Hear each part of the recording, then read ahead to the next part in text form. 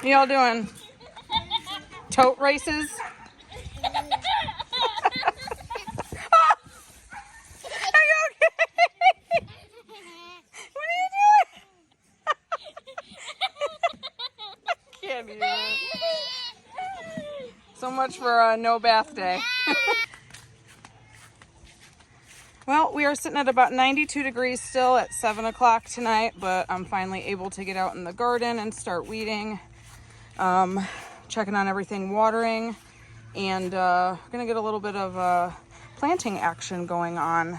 It's finally time to plant more squash. I do have my 6 butternut squash that I started when it was still winter inside the house. They're doing really well. I don't like to plant too much squash all at one time because we have a tremendous amount of squash bugs that hit our area every year. It doesn't matter if I companion plant and interplant with a bunch of stuff that is supposed to repel them. Nothing works, ever. No homemade sprays. The Dawn dish soap idea does not work here. And so I found that in order to get my squash to grow, I have to plant them later. I used to start them, probably like March inside the house. That way they were kind of big and, already really grown when I got them outside. Hello, fella. But I found that the squash bugs would come in droves. It was unbearable. I was fighting a losing battle. So I'm going to start my squash outside now that it's almost July. And by the time it is mature enough, hopefully, fingers crossed, I don't have that big of a squash bug problem. So this back trellis that we have set up, I do want to get some cucumbers going on it. Lewis did clean up this back area with the boys the last time we were out here. And I would like to try my hand at getting more corn in the ground. So we have corn over there in beds 8, 9, and 10. It was just kind of a tester. I didn't think it would be so easy, but my gosh, you throw the seed in the ground and germinates. I mean, I think we've had like a 99% germination rate. Super, super good luck with the corn. So I think I'm going to test my luck a little further. I was going to wait until next year, but if it does this well and it's this easy and it's just no maintenance whatsoever, I think I'm going to utilize this space for a little bit more corn. The amount that I have planted right now, it's not enough to feed our family for a very long time. It really was just an experiment, but we shall see. Tomatoes are doing really well. I haven't had a whole lot of issues. I haven't seen any pests on them so far. I haven't had any hornworms or the blister beetles that we had last year. Thank God I haven't seen one of those yet. So, hello Ashfur, you coming to garden with Mom? So I think we're going to utilize these cylinder trellises that Lewis built for me a couple years ago. Possibly going to cut them in half because they are really tall. I do want to do some eggplant, and they do need to be trellised because the fruit is very heavy. And so even if I plant them in the bucket, I don't really have anything to trellis them on. Y'all take a look at my tomatoes. These ones are the ones that cracked in one of my previous videos, and I talked about how to save them even with a cracked base. I was able to bury the stems and they rerooted, and look at that. Look at that. Super thick, nice and strong. Got flowers going. So yeah, that's the plan. Just get out here, weed the beds, water, and plant. So a few days ago, me and the kids got together and we decided to kind of rearrange the homestead. It was a lot of rearranging, very strenuous, back-breaking work. So when Roxy had the puppies, we weren't expecting her to have puppies. We did not breed her on purpose. And so we had to accommodate for them bit by bit. So once the puppies got too old to live in our second bathroom, Lewis went ahead and built them a yard. We took a 10 by 10 dog kennel, and they stayed in that for a while, but we knew that with them being large breed dogs, that a 10 by 10 kennel for 9 puppies plus their mom was not going to cut it. So he kind of built them their own yard. We went and bought 4 cow panels and used the T-posts that we had, and I mean, it's a pretty decent yard. It's 2 panels, which are 32 feet total, with a 16-foot panel, and then 32 on this side. And so they had a lot of room, but as they've gotten older, the puppies, the 2 girls, Wolf and Fox, decided that it was fun to climb the yard. We couldn't make it any taller. We couldn't afford to cover the top. Would have been difficult anyway because there would have been no middle support. Since we've had our Old English game bantams, they've resided here in the L shape of our barn and shed. You could see the mess that was left over from getting that out. So the bantams had a completely wrapped 10 by 10 dog kennel, wrapped in chicken wire and everything. And so we decided to move the game bantams to the 8 by 8 pen that Lewis built for the goats. And once they were moved and the 10 by 10 kennel was available, we went ahead and we gave it to the girls. So Roxy is with the girls in this right side kennel, which works out really well because they're the murderers. And so chickens can't even stick their heads inside if they wanted to. I don't trust Roxy at all.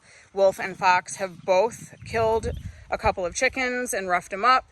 And so they're completely enclosed with the top completely fenced in as well. And then the 4 boys are in their own kennel. And since we have separated the boys and the girls, we've not had one fight.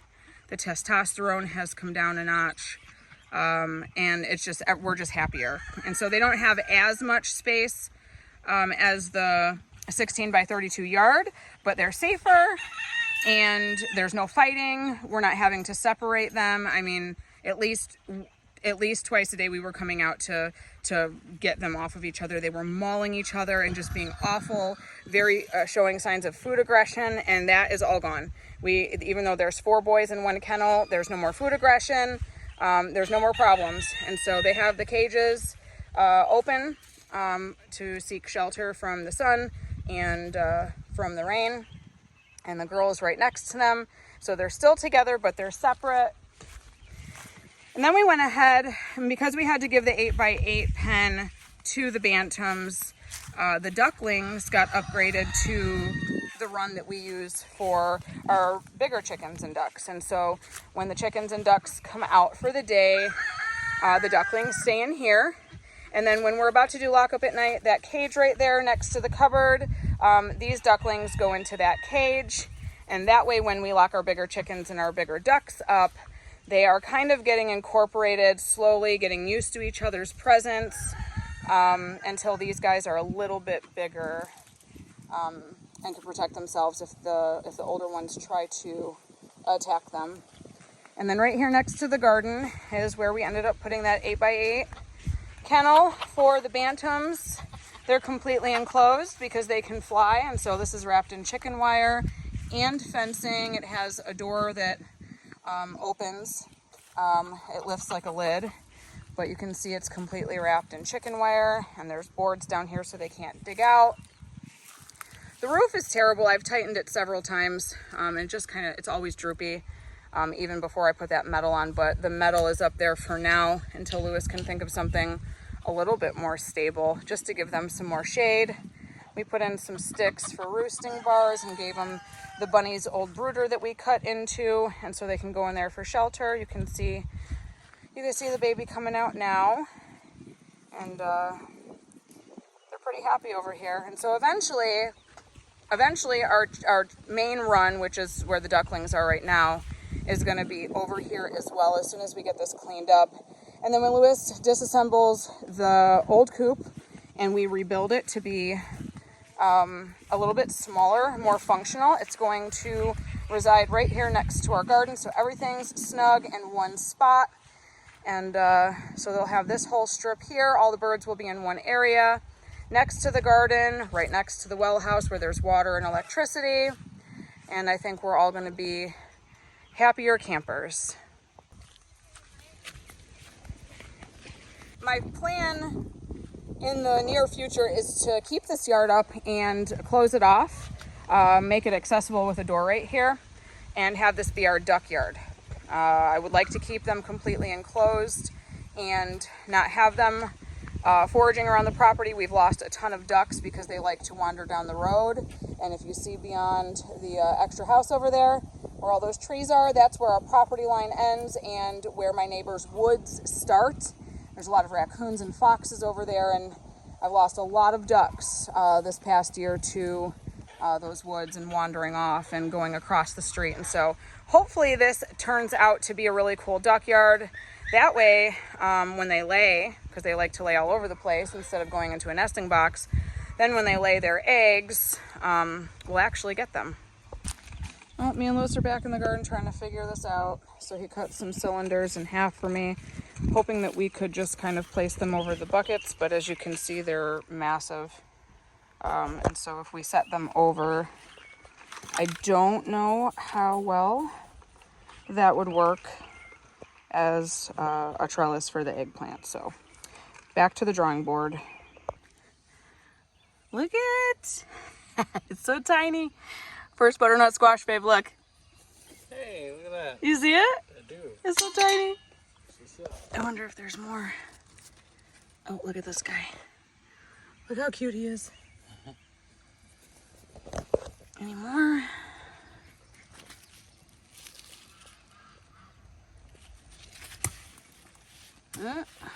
Might be the only one. Training these to go up, and they're still doing whatever the heck they want. In we go.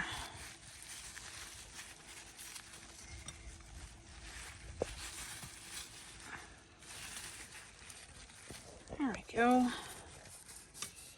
Awful dirty from that storm.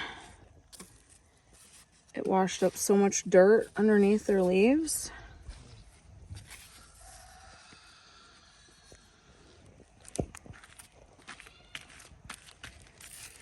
See a flower. Lots of them.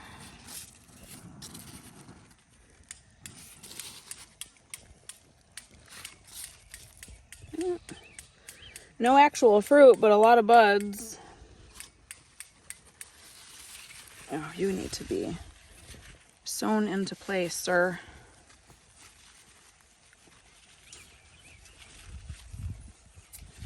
Oops. Hang on. There you go.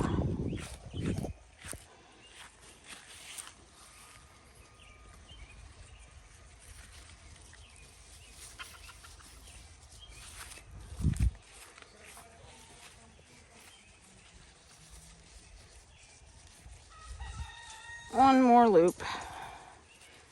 There you go. Little buggers will take over if you don't do this. Well, hopefully we see some butternut squash soon. So right now me and Lewis are trying to clear out all of the nonsense mess over here and hopefully get this tilled up and get some corn in the ground. Looky here. The first tomatoes. Any more? I'm so excited for tomatoes. Favorite crop. Seeing lots of flowers. Lots and lots of flowers.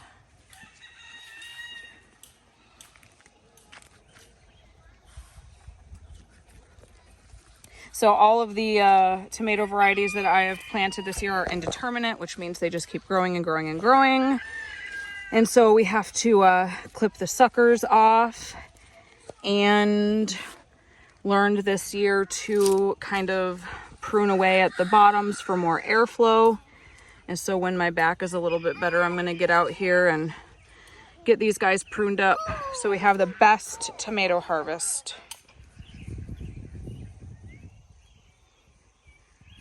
Oh. Lewis, is this a blister beetle? What the Saskatchewan? This. It's a form of blister beetle, yes. Get rid of it. I was just saying how cute it was. Die. Fly? I don't know. I'm over it though. I'm not dealing with no tomatoes this year because of them. Just got done bragging about it. No blister beetles.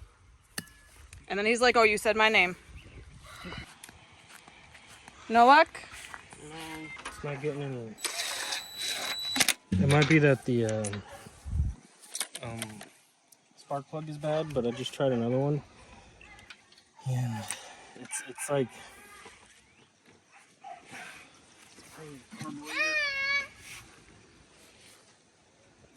That sounds pricey. No, I probably just need to empty the fuel out and put new fuel in it. I just don't have any at the moment. I'll try it out later, I guess. Garden got mowed, cleaned up. I weeded the beds. Bella watered for me. Lewis cleaned out this third IBC tote and prepped all these buckets. So now all that's left is planting. Tidied these up too because they were falling all over the place. But look how many bees. Look at all the bees. 3, 4, 5. They're all over the place. I love these. It's so funny. I planted these last year and I struggled to get them to grow. And then we ripped them out when everything died back for winter, and this all planted itself. I didn't plant any of this. Look at them. So stinking cute. Do your thing. Cutie pies. They're everywhere. Flower to flower I go. These got droopy. They're still all over them.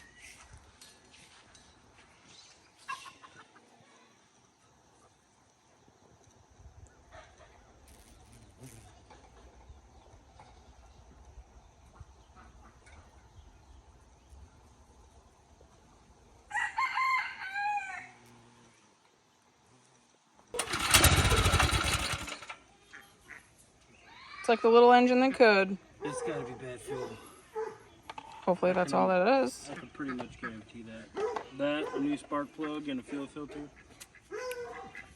I'm just about finished. I spent all day getting the duck yard ready. And we're on the last piece of chicken wire. Thank God, because y'all can see that. I can't feel my fingertips.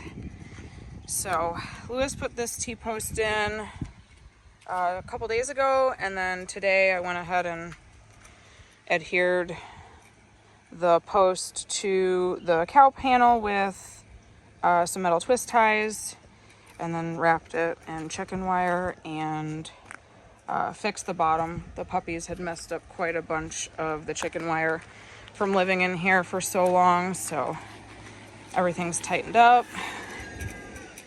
And there was a hole here, and so I met the chicken wire one side to the other, and we missed the spot.